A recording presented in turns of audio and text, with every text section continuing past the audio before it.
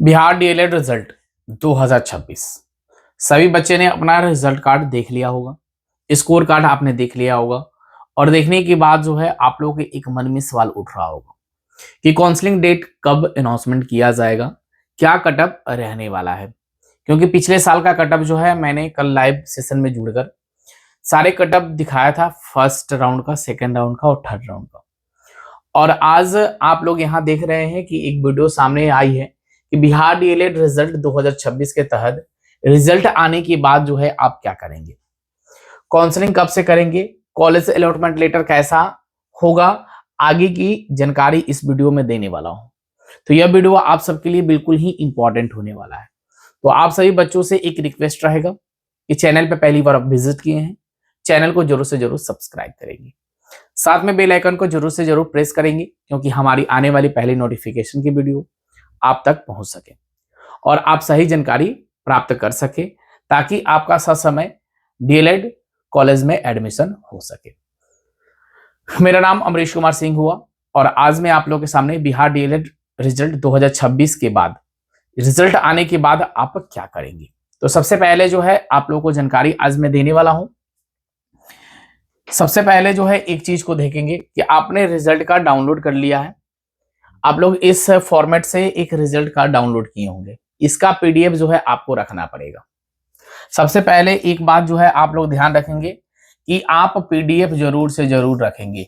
एक काम जरूर करेंगे कि आप डाउनलोड करके पीडीएफ, एक नंबर प्राथमिकता है कि आप पीडीएफ को जरूर से जरूर रखिएगा। जैसे देखिए कि अंकित कुमार का आया हुआ है, ये एप्लीकेशन नंबर है, रोल नंबर है, मदर्स नेम है, फादर्स नेम है, डेट ऑफ बर्थ है, जेंडर है, ईडब्ल्यूएस कैंडिडेट्स हैं, इनका 73.63 है, क्वालिफाइड है, ओवरऑल रैंक जो है 72-59 है, कैटेगरी रैंक जो है 739 है। इस हिसाब से दो पेज में, एक पेज में आपका पीडीएफ आएगा। इस पीडीएफ को जरूर से जरूर आप डाउनलोड करके रखेंगे, ये पहली प्राथमिकता आपके लिए है। इसलिए है क्योंकि जब आप काउंसलिंग करेंगे ना, जब आप काउंसलिंग करेंगे उसके बाद आपको जो है कॉलेज अलॉट होगा, ठीक है, अलॉटमेंट लेटर आपको आएगा, उस समय आप डॉक्यूमेंट के तौर पे ई वाला पीडीएफ आपको देना पड़ेगा। अगर इस पीडीएफ को अगर आप नहीं देते हैं तो आपका एडमिशन जो है नहीं हो पाएगा। इसलिए इस पीडीएफ को जो है जरूर से जरूर डाउनलोड करके आप इसे जरूर से जरूर क्या करेंगे कि निकलवा लेंगे, इसलिए कि यह पीडीएफ होना बहुत ही ज्यादा जरूरी है। ठीक है, अब हम आगे जो है ध्यान देंगे थोड़ा सा कि अब आपको जो है काउंसलिंग डेट कब से दिया जाएगा। तो जैसे कि आप यहां देख रहे हैं कि डीएलएड रिजल्ट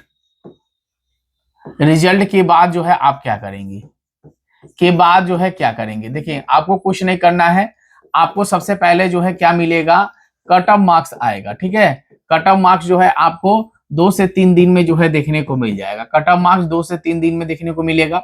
उसके बाद जो है आप लोगों की काउंसलिंग की प्रक्रिया शुरू होगी। तो काउंसलिंग जो है आपका कब होगा, तो काउंसलिंग मान के चलिए कि 10 से 15 के बीच जो है आप सभी का एक नोटिफिकेशन जारी किया जाएगा। नोटिफिकेशन जो है आपको जारी होगा। अब यह नोटिफिकेशन आप कहां से देख पाएंगे, तो यह नोटिफिकेशन हमारे टेलीग्राम ग्रुप से देख सकते हैं।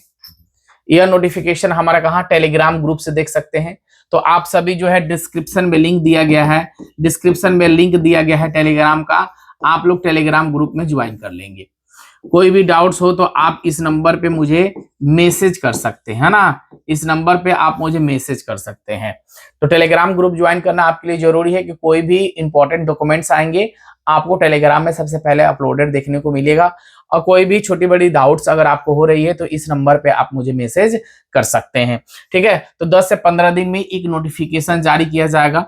नोटिफिकेशन में दिया जाएगा कि काउंसलिंग डेट जो है आप लोगों का कब से कब तक है, यानी कि काउंसलिंग करना है। तो उसमें काउंसलिंग जो है, जो काउंसलिंग फी की जहां हम बात करें तो काउंसलिंग फी 750 रुपए से 500 रुपए तक जो है आप लोगों का काउंसलिंग फी जो है आपको देना पड़ेगा। ठीक है, 750 से 500 के बीच काउंसलिंग फी देना पड़ेगा। आप लोगों को इसी में क्या करना पड़ेगा कि कॉलेज का जो है चयन करना पड़ेगा, हाँ ना, चयन करना पड़ेगा। तो कॉलेज को जो है आप सिलेक्ट कर सकते हैं। कॉलेज को जो है आप क्या करेंगे, इसमें सिलेक्ट करेंगे।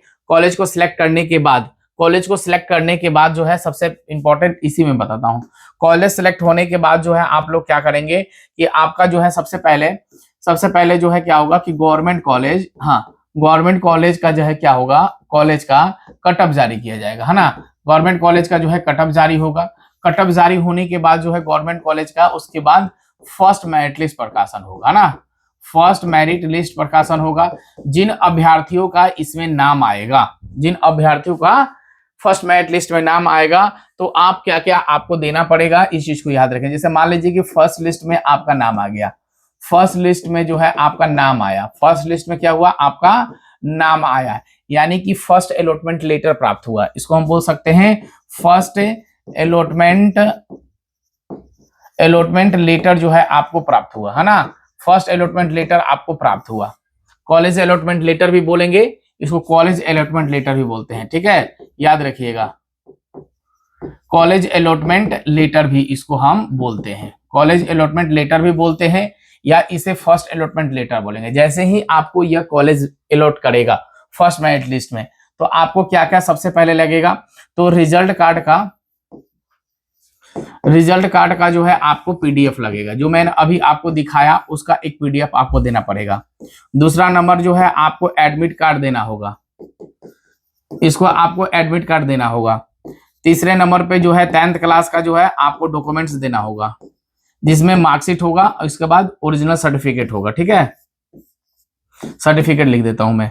उसके बाद चौथे नंबर पर जो है 12th क्लास का जो है डॉक्यूमेंट्स में देना होगा आपको मार्कशीट और सर्टिफिकेट ओरिजिनल देना पड़ेगा, ठीक है। इसका फोटोकॉपी जो है आपको देना पड़ेगा, ठीक है। उसके बाद जो है अगर आप बीसी हैं या ईबीसी हैं, या आप एससी हैं या एसटी हैं, या आप ईडब्ल्यूएस हैं, या आप पीएच हैं, तो इसका सर्टिफिकेट जो है आपको देना पड़ेगा, ठीक है। 10th 12th का हो गया, एज कैटेगरी हो गया, एडमिट कार्ड हो गया, रिजल्ट हो गया, फर्स्ट अलॉटमेंट लेटर आपको निकाल लेनी है, ठीक है। तो ये फर्स्ट अलॉटमेंट लेटर निकाल लेनी है। उसके बाद जो है आप लोगों का 4 फोटो लगेगा, ठीक है, 4 फोटो लगेगा। उसके बाद जो है आपको आधार लगेगा, ठीक है, आधार लगेगा। उसके बाद जो है आपको अकाउंट नंबर लगेगा। उसके बाद जो है आपको क्या सिग्नेचर लगेगा, ठीक है। उसके बाद मोबाइल नंबर जो है आपको चालू चाहिए। ये जो डॉक्यूमेंट्स आपको बनवानी पड़ेगी, यह चीज है। मेडिकल की जहां बात होगी, बहुत सारे लोग मेडिकल बोलेंगे, तो कॉलेज वाले मांगेंगे अगर मेडिकल, तो आप लोग सदर अस्पताल से, है ना, सदर अस्पताल से जो है मेडिकल बनवा लीजिएगा। वो 1 दिन का काम है, वो जब मांगेगा आपको कॉलेज तो आपको देना पड़ेगा, घबरानी जो थी। ये डॉक्यूमेंट्स आप बिल्कुल ही रेडी रखेंगे, ताकि काउंसलिंग करते वक्त जो है डॉक्यूमेंट्स को आपको देना पड़ेगा। तो ये छोटी सी इंफॉर्मेशन आप लोगों को अच्छी लगी हो तो प्लीज वीडियो को लाइक शेयर आप जरूर करेंगे। Thank you so much.